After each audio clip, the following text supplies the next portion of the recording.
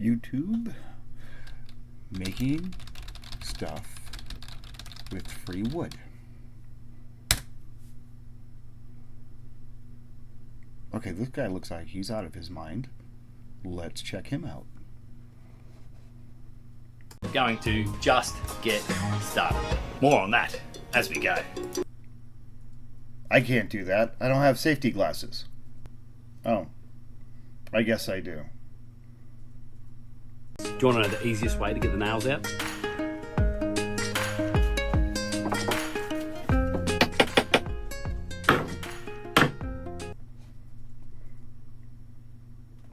Honey, Mark said that we have to have children to take the nails out. She said no. No kids. I gotta take the nails out myself. But it's hot outside. Going to just get started. Bloody Australian, does he not understand? He lives in the upside down world. It's 1,000 degrees here, you know, but fine. I'll get out here and I'll get started. Oh my God. I'm gonna have to change clothes because this is just too hot. I'm sweating too much already. God, I hate being inspired to do things.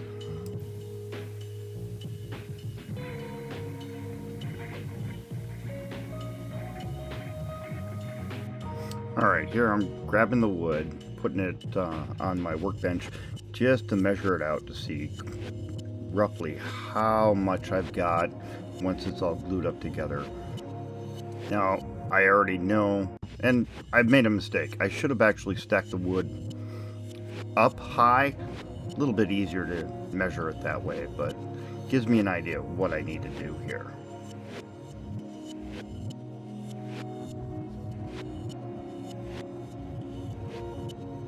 Alright, now I'm on my table saw, splitting everything over about a little over 1.5 inches thick. That'll be the thickness of my table. Now, if I'm lucky at this point, I'll keep all my fingers. That's the important part with it. And there's nothing fancy, as you can see, about my table saw. All it is just a, work saw for like out in the field. So it's like, okay, that'll work fine. Not trying to spend any kind of crazy money on doing with a table saw.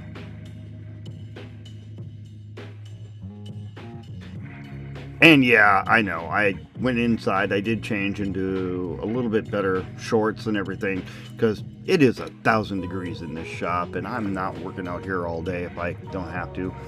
And all this wood came from pallets I've had, so just kind of saving these pallets, making glue up for it.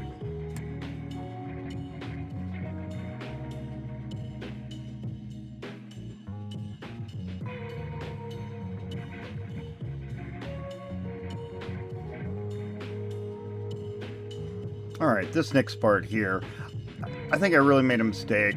I was cutting everything down to about 24 inches so that it'll have a nice bricking pattern. But I'll be really honest with you, I don't think I need to do that going forward to force a brick pattern look on it. These slats all kind of do it just fine by themselves.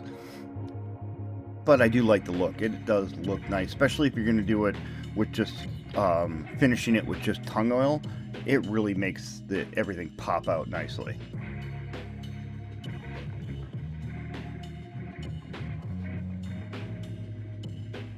Now, one thing I do have going on in the background, you guys can't hear it because of copyright problems, but I will be sitting here doing this monotonous stuff while listening to Call Me Chris, typically her second channel where she's reading Reddit stories. There are some crazy people out there, and she is absolutely hilarious. If you haven't checked her out, go check out Call Me Chris. She is brilliant. And I know already, I can hear the comments. Everybody is going to be bitching, why are you sitting down at a chop saw? That's dangerous. It might be a little bit dangerous, I get that. But I'll be honest with you, I've got such a bad back that after standing at the table saw and cutting everything, my legs go numb and my back is so bad and so messed up on the nerves that I've got to sit down, and you'll see me sit down doing glue ups. You'll see me sit down most of the time. I just can't stand for long periods of time anymore. And if you're young, age sucks. If you can, don't let it happen to you. And one thing you're going to see here is that some safety is done. I do screw the chop saw down to the table. I don't have a dedicated table for it yet, but to help a little bit of the protection. So soon after getting to that point, my girlfriend came running into the shop to show me the new feral kittens that moved into our backyard. And she's madly in love, obviously. So, of course, guess what I had to do? I had to run out immediately and build them a little shelter. Because, you know, you can't leave outdoor cats outside. They need a little house. So, kind of the end of the day as far as the shop goes, but I was able to go ahead and build a little cat house here for the new feral family that moved in. And of course I need to be inspected to make sure I'm doing it right by the mother cat. But I'll tell you what, these little cats being in the yard been really fun. I tend to go out, hang out with them, during the break, you know, have my coffee, talk to the cats. You know what? Nothing beats that kind of thing in a day.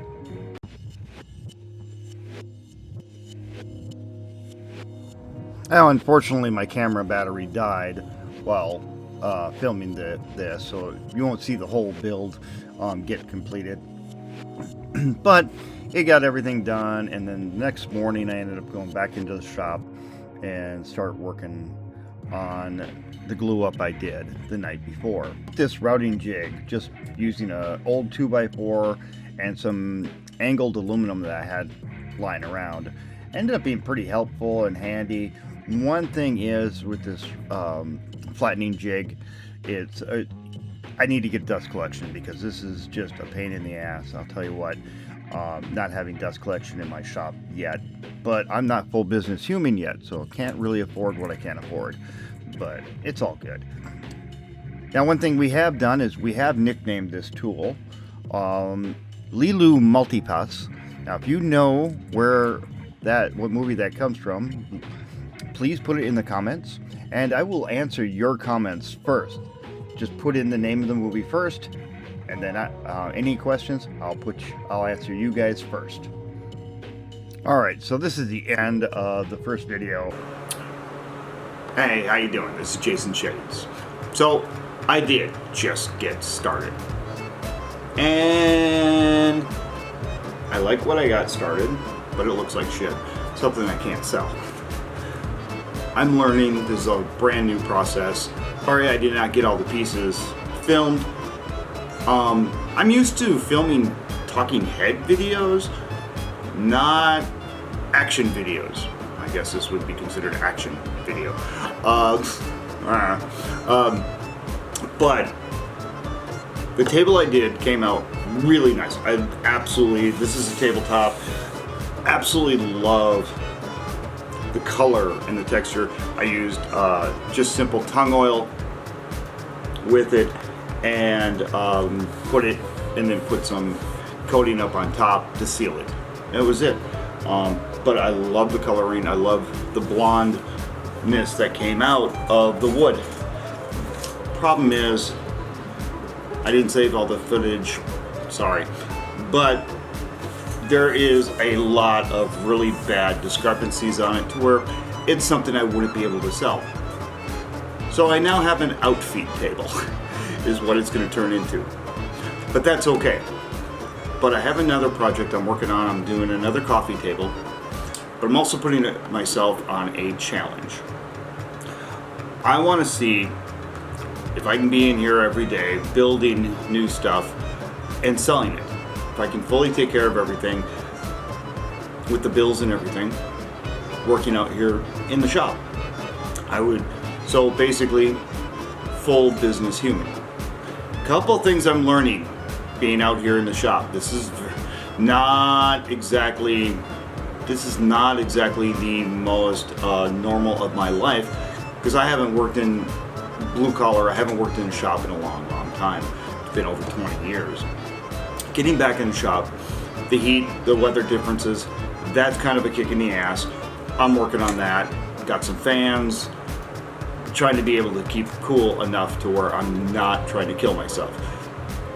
The other part is that I realized I needed to find the inspiration. Inspiration is hard. It's different for everybody. For me, as I was putting this table together, I really realized that two things for me that inspired me the most is the feeling of success that, oh my God, I did something that worked. That is huge for me. Money's not a thing for me as far. I'm not a trust fund baby. I don't have lots of, hundreds of millions of dollars sitting in the bank. No, money for me does not inspire me. I don't know what I'm doing. How am I going to figure it out? I love doing that. This table is a great example of it. I'm going to give you a close-up here in just a second, but this table is a great example of that. It's not successful, but the amount of learning I did on it, the look that it came out on, absolutely beautiful. I love it. It's just got some very bad imperfections to where I couldn't, in all good conscience, sell it. So I'm gonna work from there.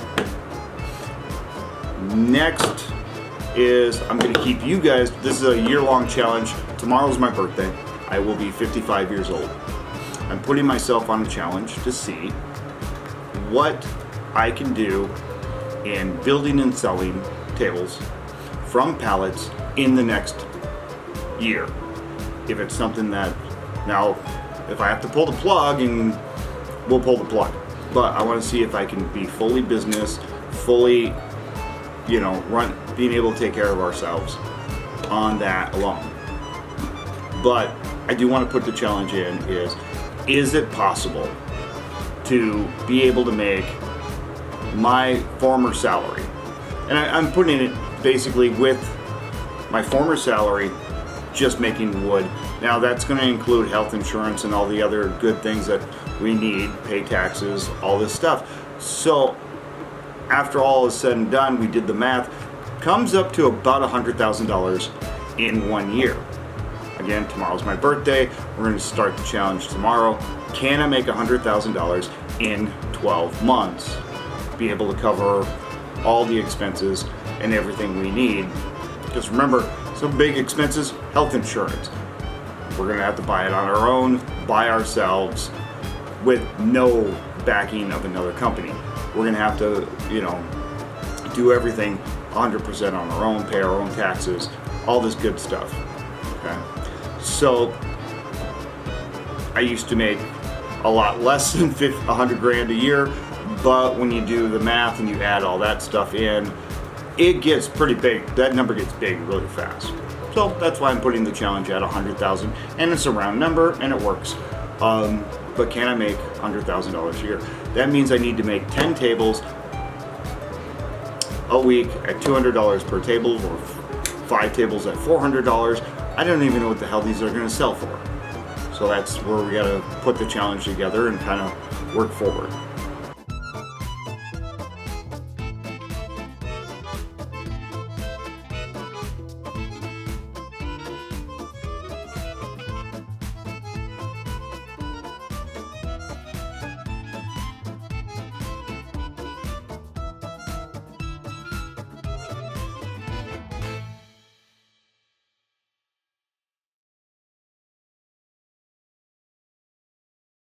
Alright, so I put it together.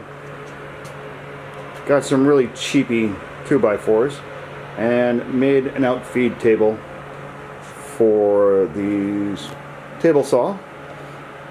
Well, if nothing else, I've got a little table, outfeed table, but it can also work really well as an extra little area to work. So, nothing bad, all good.